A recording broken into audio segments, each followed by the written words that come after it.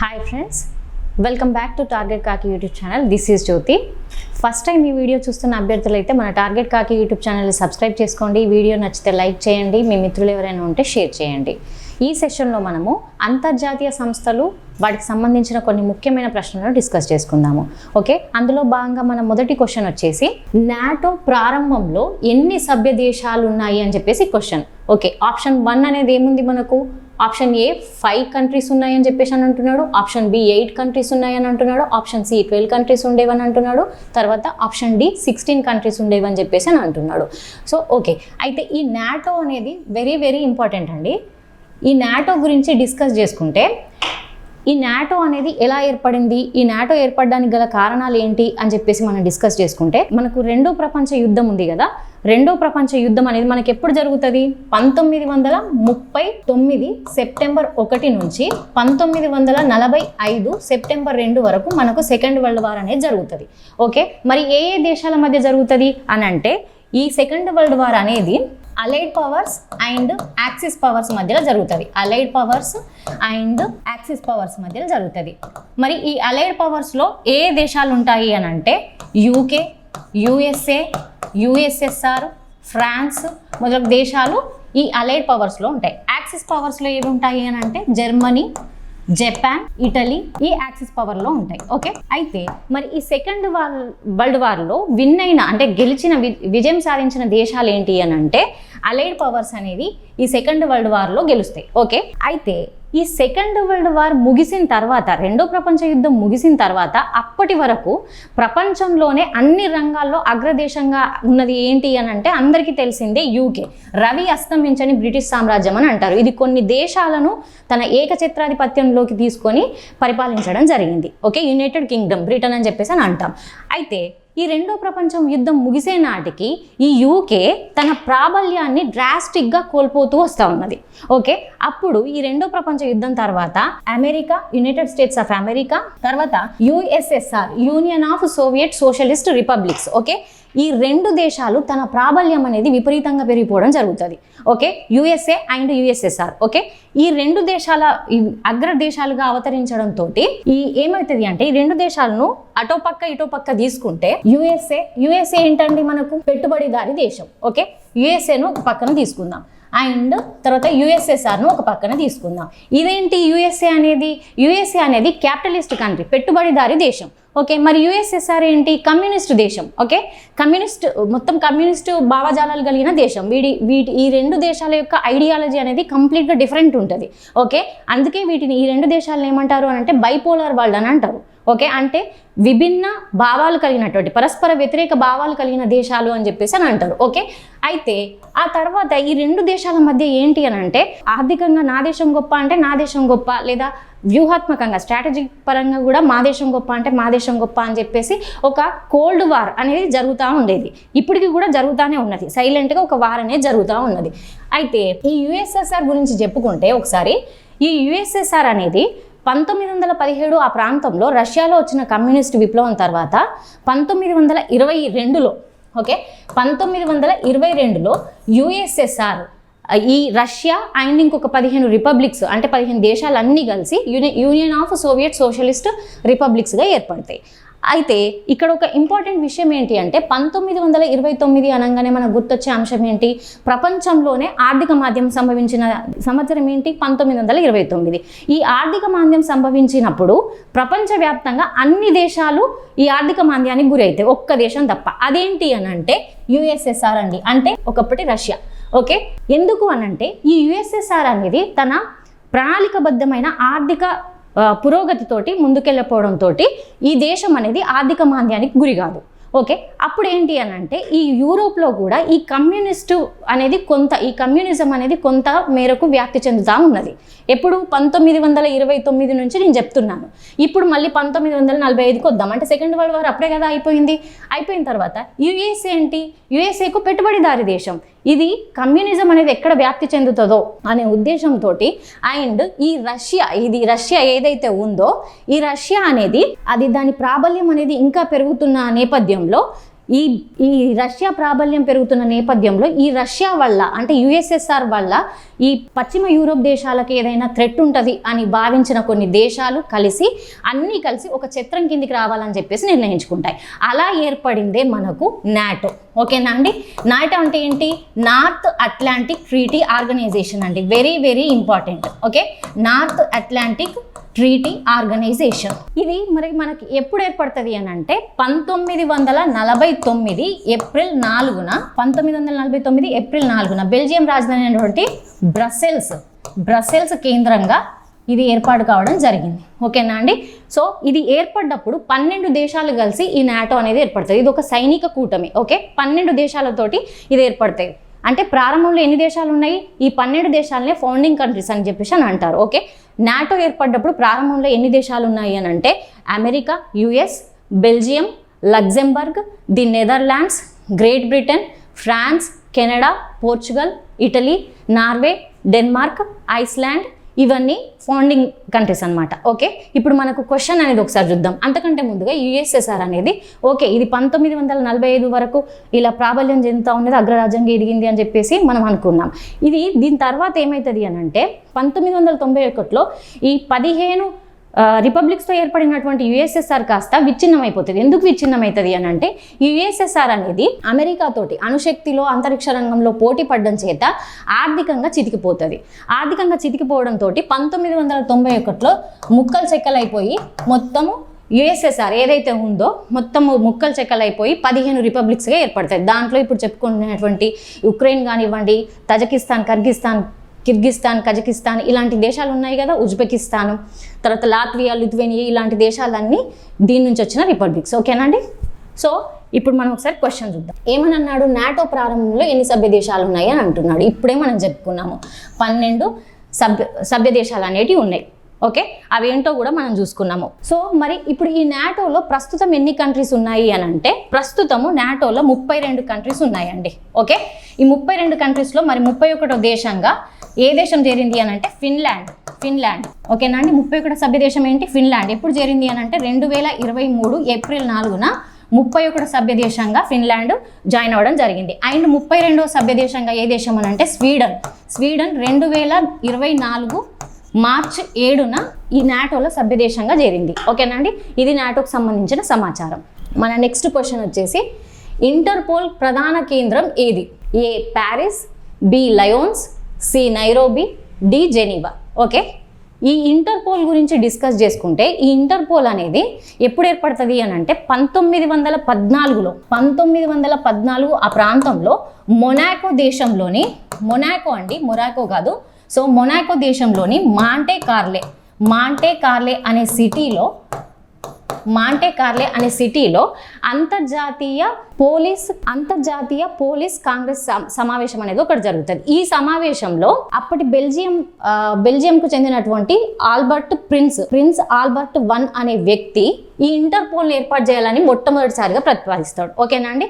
అలా మనకు ఈ ఇంటర్పోల్ అనేది 1923లో మొత్తం 20 సభ్య దేశాలతోటి వియన్నా కేంద్రంగా ఇది ఏర్పడుతుంది.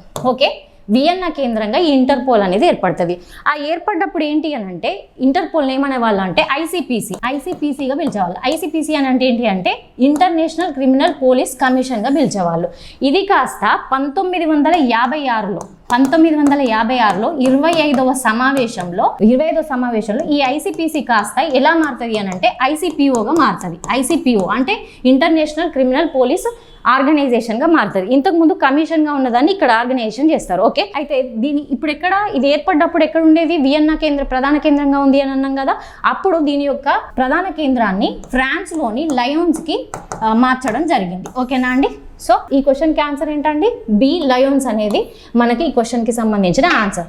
అండ్ ఈ ఇంటర్పోల్కు సంబంధించిన 90వ సాధారణ సభ సమావేశం అనేది ఎక్కడ జరిగింది అంటే 2022 90వ జనరల్ అసెంబ్లీ సమావేశం ఎక్కడ జరిగింది? 2022 అక్టోబర్ 18 నుంచి 21 వరకు న్యూఢిల్లీలోని ప్రగతి భవన్లో జరిగింది. ఓకేనా అండి, న్యూఢిల్లీలోని ప్రగతి భవన్లో జరగడం జరిగింది. ఓకే, 90వ జనరల్ అసెంబ్లీ అంటే ఈ ఇంటర్పోల్కి సంబంధించిన 90వ సాధారణ సభ సమావేశం న్యూఢిల్లీలో జరిగింది.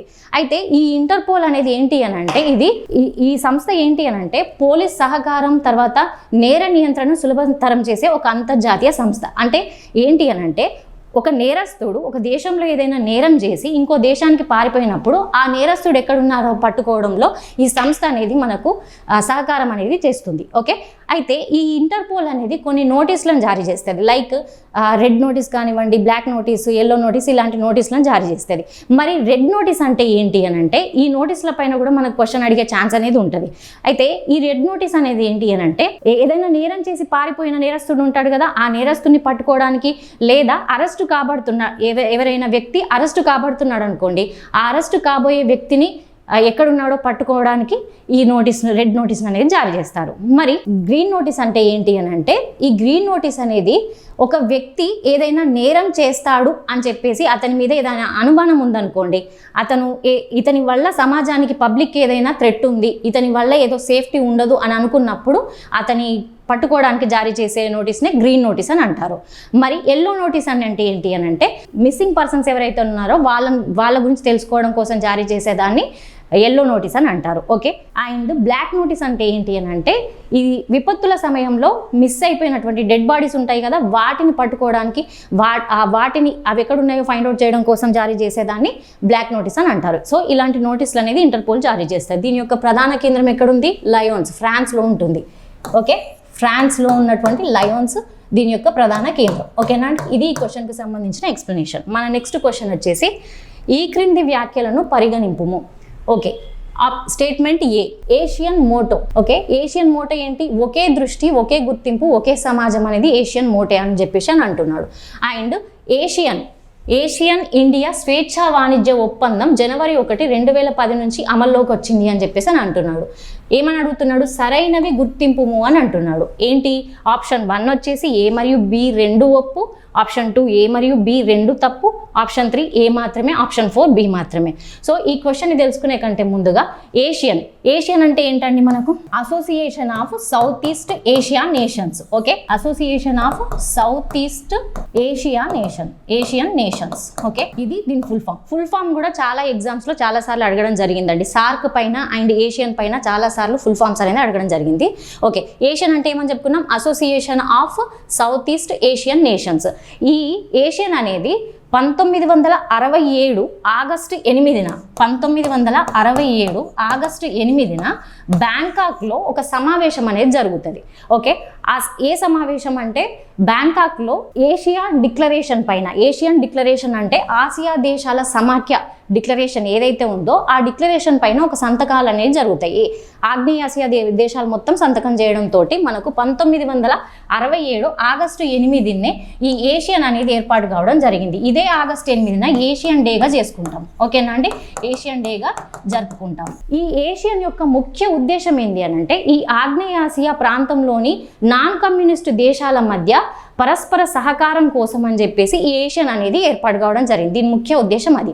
అయితే ఇది దేని స్థానంలో ఏర్పడ్డది అంటే association of south east Asia. ఇది దేని స్థానంలో ఏర్పడ్డది అని అంటే association of south east Asia స్థానంలో ఏర్పాటు కావడం జరిగింది. ఓకేనా అండి, మరి దీంట్లో ఎన్ని సభ్య దేశాలు ఉంటాయి అని అంటే మొత్తం 10 సభ్య దేశాలు ఉంటాయండి. ఓకే, అయితే దీని యొక్క హెడ్ క్వార్టర్స్ వచ్చేసి మనకి ఎక్కడ ఉంటుంది అని అంటే ఇండోనేషియాలోని జకార్తా కేంద్రంగా ఈ ఏషియన్ అనేది ఏర్పాటు కావడం జరిగింది. దీని ప్రధాన లక్ష్యం ఏంటి అని అంటే సభ్య దేశాల మధ్య ఆర్థికంగా, సామాజికంగా, సాంస్కృతిక పరంగా, శాస్త్ర సాంకేతిక పరంగా ఒకరికొకరు సహకరించుకోవడం, తర్వాత సభ్య దేశాల మధ్య తర్వాత అంతర్జాతీయ వాణిజ్యాభివృద్ధి కృషి చేయడం, సభ్య దేశాల్లోని ప్రజల జీవన ప్రమాణాలు పెంపొందించుకోవడం కోసం తోడ్పాటును అందించుకోవడం, ఇవి అన్ని ఈ ఏషియన్ లక్ష్యంగా ఉన్నాయి. ఈ ఏషియన్ యొక్క మొట్టమొదటి సమావేశం ఎప్పుడు జరుగుతుంది అంటే 1976లో ఇండోనేషియాలోని బాలిలో మొట్టమొదటి సమావేశం అనేది జరుగుతుంది.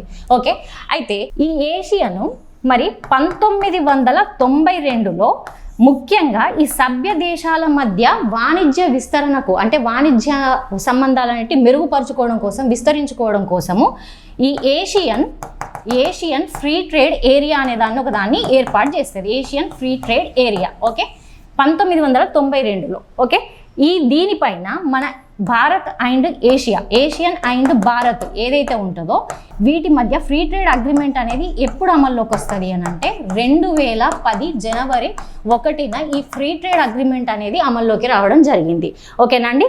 దీని యొక్క ముఖ్య ఉద్దేశం అంటే ఈ ఏషియన్ యొక్క మోటో ఏంటి అని అంటే ఒకే దృష్టి, ఒకే గుర్తింపు, ఒకే సమాజం అనేది ఈ ఏషియన్ యొక్క మోటో. ఇది ఏషియన్కు సంబంధించిన ఇన్ఫర్మేషన్. ఒకసారి మనం క్వశ్చన్ మళ్ళీ చూద్దాము. స్టేట్మెంట్ ఏ అని ఏమి ఇచ్చాడు? ఏషియన్ మోటో ఒకే దృష్టి, ఒకే గుర్తింపు, ఒకే సమాజం. ఓకే, ఇంతకు ముందే చెప్పుకున్నాము స్టేట్మెంట్ ఏ అనేది కరెక్ట్ మనకి. And statement B, Asian India free trade agreement అనేది 2010 జనవరి 1 నుంచి అమల్లోకి వచ్చింది. ఓకే, 1992లో ఏషియన్ ఫ్రీ ట్రేడ్ ఏరియా ఒకదాన్ని ఏర్పాటు చేస్తే దానిలో భాగంగా 2010 జనవరి 1 నుంచి ఈ ఏషియన్ అండ్ ఇండియా మధ్య ఫ్రీ ట్రేడ్ అగ్రిమెంట్ అనేది అమల్లోకి వచ్చింది. ఇంతకు ముందే చెప్పుకున్నాం. Okay, both statements are correct. So ఇక్కడ మనకి ఆన్సర్ ఏంటి? ఏ అండ్ బి మరియు రెండు ఒప్పు. సో ఆప్షన్ 1 అనేది ఇక్కడ మనకి ఈ క్వశ్చన్కి సంబంధించిన ఆన్సర్. ఓకే, మన నెక్స్ట్ క్వశ్చన్ వచ్చేసి ఈ క్రింది వ్యాఖ్యలను పరిగణింపుము. ఏమంటున్నాడు స్టేట్మెంట్? ఫస్ట్ స్టేట్మెంట్ వచ్చేసి సార్క్ అనగా south Asian Association for Regional cooperation. నేను ఇంతకు ముందే చెప్పాను ఫుల్ ఫామ్స్ పైన చాలాసార్లు క్వశ్చన్ అడగడం జరిగింది అని చెప్పేసి. ఇప్పుడు ఇక్కడ సార్క్కు సంబంధించి ఫుల్ ఫామ్ ఇచ్చాడు. అండ్ స్టేట్మెంట్ బి, 2007లో న్యూఢిల్లీలో జరిగిన సార్క్ సమావేశంలో ఆఫ్ఘనిస్తాన్ తొలిసారిగా పాల్గొంది. ఓకే, ఆప్షన్ సి, సార్క్ ప్రధాన కేంద్రం జకార్తాలో ఉంది అని అంటున్నాడు. ఓకే, సరైనవి గుర్తించమని అడుగుతున్నాడు. సో ఆప్షన్స్ ఎలా ఉన్నాయి? Option 1 A, B and C మాత్రమే, ఆప్షన్ 2 ఏ అండ్ బి మాత్రమే, ఆప్షన్ 3 బి అండ్ సి మాత్రమే, ఆప్షన్ 4 ఏ అండ్ సి మాత్రమే. సో ఈ సార్క్ గురించి కొంత చెప్పుకుంటే ఈ సార్క్ అనేది ఎలా అసలు ఈ సార్క్ని ఏర్పాటు చేయాలని చెప్పేసి ఫస్ట్ ప్రతిపాదించిన వ్యక్తి ఎవరు అని అంటే అప్పటి బంగ్లాదేశ్ అధ్యక్షుడైనటువంటి జియావుర్ రెహమాన్ అండి. అప్పటి బంగ్లాదేశ్ అధ్యక్షుడైనటువంటి జియావుర్ రెహమాన్. ఓకే, 1983లో ఢిల్లీలో జరిగినటువంటి మంత్రుల స్థాయి సమావేశంలో 2 సంస్థలు అనేటివి ఏర్పాటైతే ఏంటి అని అంటే సార్క్ అంటే సౌత్ ఏషియా రీజనల్ కోఆపరేషన్. అసలు ఈ సార్క్ అంటే ఏంటి అంటే full form South Association for South Asian Association for Regional cooperation.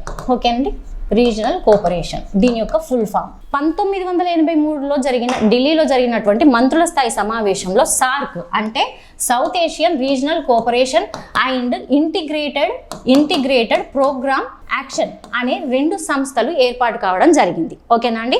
ఆ తర్వాత 1985లో ఢాకాలో జరిగిన ఒక సమావేశంలో ఈ సార్క్ ఏది SARC సార్క్ ఏదైతే ఉందో సౌత్ ఏషియా రీజనల్ కోఆపరేషన్ ప్రతిపాదన మేరకే ఢాకాలో సార్క్ అనేది స్థాపించడం జరుగుతుంది. Okay, SAARC south Asian Association for Regional cooperation ఏర్పాటు కావడం జరిగింది. ఎప్పుడు 1985లో. మరి దీని యొక్క ప్రధాన కేంద్రాన్ని ఎక్కడ ఏర్పాటు చేశారు అని అంటే మనకు సార్క్ యొక్క ప్రధాన కేంద్రం కాఠ్మండ్లో ఉంటుంది. ఈ కాఠ్మండ్లో ఎప్పుడు ఏర్పాటు చేశారంటే 1987లో ఏర్పాటు చేయడం జరిగింది. ఓకేనా అండి. సో ఇక్కడ మనకి ఏమంటున్నాడు? సార్క్ అనగా south Asian Association for Regional Cooperation. Okay, ఇది మనకు కరెక్ట్. ఈ స్టేట్మెంట్ అనేది కరెక్టే. అండ్ అయితే ఈ సార్క్ ఏర్పడ్డప్పుడు దీంట్లో సభ్య దేశాలు ఎన్ని ఉండేటి అని అంటే 7 సభ్య దేశాలు ఉండేటివండి.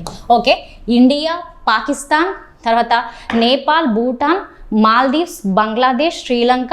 ఆ తర్వాత 8వ సభ్య దేశంగా ఏ దేశం చేరింది అంటే 8వ సభ్య దేశంగా మనకి ఏ దేశం చేరింది అని అంటే ఆఫ్ఘనిస్తాన్ అండి. Very very important. Okay, Afghanistan అనేది 8వ సభ్య దేశంగా ఈ సార్క్లో చేరడం జరిగింది. అయితే ఈ ఆఫ్ఘనిస్తాను 2007లో జరిగిన సమావేశంలో మొట్టమొదటిసారిగా 2007 ఏప్రిల్ 3-4 తారీఖులో న్యూఢిల్లీలో జరిగిన సార్క్ సమావేశంలో మొట్టమొదటిసారిగా ఆఫ్ఘనిస్తాన్ పాల్గొనడం జరిగింది. ఓకే, అయితే ఈ ఆప్షన్ స్టేట్మెంట్ బి అనేది కూడా కరెక్ట్. ఈ సార్క్ యొక్క ప్రధాన కేంద్రం ఏమంటున్నాడు? జకార్తా అంటున్నాడు. లేదు. సో నేను ఇంతకు ముందే చెప్పాను సార్క్ యొక్క ప్రధాన కేంద్రాన్ని సమావేశం ఢాకాలో జరుగుతుంది. 1985 ఢాకాలో జరిగిన సమావేశం ఫలితంగా సార్క్ ఏర్పడుతుంది. కానీ దాని ప్రధాన కేంద్రాన్ని ఎక్కడ ఏర్పాటు చేసిండ్రు? 1987లో కాఠ్మండ్ అని చెప్పాను. ఓకే, సో ఇక్కడ మనకేంటి ఈ ఆన్సర్ అనేది తప్పు. ఇక్కడ మనము సరైనవి అడుగుతున్నాడు కాబట్టి ఇక్కడ ఏంటి ఆన్సరు? ఏ మరియు బి మాత్రమే. ఆప్షన్ 2 అనేది ఈ క్వశ్చన్కి సంబంధించిన ఆన్సర్. ఓకే, మన నెక్స్ట్ క్వశ్చన్ చూద్దాం. జతపరచుము అంటున్నాడు. ఆప్షన్ ఏ వచ్చేసి ఒపెక్, ఆప్షన్ బి IEA, తర్వాత G15 వీటికి సంబంధించిన హెడ్ క్వార్టర్స్ని అడుగుతున్నాడు. ఓకేనా అండి. సో ఈ ఒపెక్ అనేది ఎలా ఏర్పడ్డది అని అంటే 1960లో బాగ్దాద్ కేంద్రంగా ఏర్పడుతుందండి. ఇరాక్లోని బాగ్దాద్ ఉంటుంది కదా, బాగ్దాద్ కేంద్రంగా ఏర్పడతాయి. ఆ తర్వాత దీని యొక్క హెడ్ క్వార్టర్ని మనకి వియన్నాకి మార్చడం జరిగింది. సో ఇక్కడ ఏంటి ఆప్షన్ 2 అనేది దీనికి ఈ OPECకి సంబంధించిన ఆన్సర్. అయితే ఇక్కడ మనకు అబ్జర్వ్ చేస్తే 3 ఆప్షన్స్లో ఆప్షన్ ఏకి 2 అని చెప్పేసి ఉంది. సో మిగిలిన ఆప్షన్స్ కూడా మనం చెక్ చేద్దాము. IEA international energy agency. ఈ ఇంటర్నేషనల్ ఎనర్జీ ఏజెన్సీని ఎందుకు ఏర్పాటు చేస్తారంటే చమురును అత్యధికంగా దిగుమతి చేసుకుంటున్న దేశాలన్నీ కలిసి ఈ ఇంటర్నేషనల్ ఎనర్జీ ఏజెన్సీని ఏర్పాటు చేసుకుంటాయి. ఎందుకు అని అంటే 1973లో అరబ్ దేశాలు, అంటే ఈ అరబ్ దేశాలు ఏంటి, పెట్రోలియంను చమురును ఎక్కువగా ఎగుమతి చేస్తాయి. ఇవి ఒకటేసారి ఈ ఎగుమతులను నిలుపుదల చేయడంతో చమురు ఏదైతే ఉంటుందో వాటి యొక్క ధరలు అనేవి అమాంతంగా పెరగడంతో OECD దేశాలన్నీ కలిసి ప్యారిస్ కేంద్రంగా ఈ IAEAని ఏర్పాటు చేయడం జరిగింది. ఓకే, ప్యారిస్ కేంద్రంగా. ఈ OECD అంటే ఏంటంటే వెరీ వెరీ ఇంపార్టెంట్. OECD అంటే Organization of Economic and Cooperation Development. ఓకేనా అండి. ఈ OECD దేశాలన్నీ కలిసి కూడా 1974లో ఈ ప్యారిస్ కేంద్రంగా ఈ ఇంటర్నేషనల్ ఎనర్జీ ఏజెన్సీని ఏర్పాటు చేయడం జరిగింది. సో బీకి ఆప్షన్ ఏంటి మనకు 3. ఓకే, బీకి 3 ఆప్షన్ 2లో ఉన్నాయి. అండ్ G15 ఏంటండి, G15 చూస్తే 1989 ఆ ప్రాంతంలో 9వ నామ్ సదస్సు, బెల్గ్రేడ్లో జరుగుతున్నటువంటి 9వ నామ్ సదస్సులో అభివృద్ధి చెందుతున్న దేశాలన్నీ కలిసి G15 కూటమిగా మారుతాయండి, ఏర్పాటు చేసుకుంటే. మరి దీని యొక్క ప్రధాన కేంద్రం ఏంటి అని అంటే జెనీవా. ఓకేనా అండి. సో ఆప్షన్ సికి మన ఆన్సర్ ఏంటంటే 1. సో ఈ క్వశ్చన్కి ఆన్సర్ ఏంటి, ఆప్షన్ 2 అనేది మనకి ఇక్కడ ఆన్సర్. ఈ రోజుకి సంబంధించిన question and answers explanation next వీడియోలో మరికొన్ని క్వశ్చన్స్తో కలుద్దాం. ఓకే అండి, థ్యాంక్ యూ.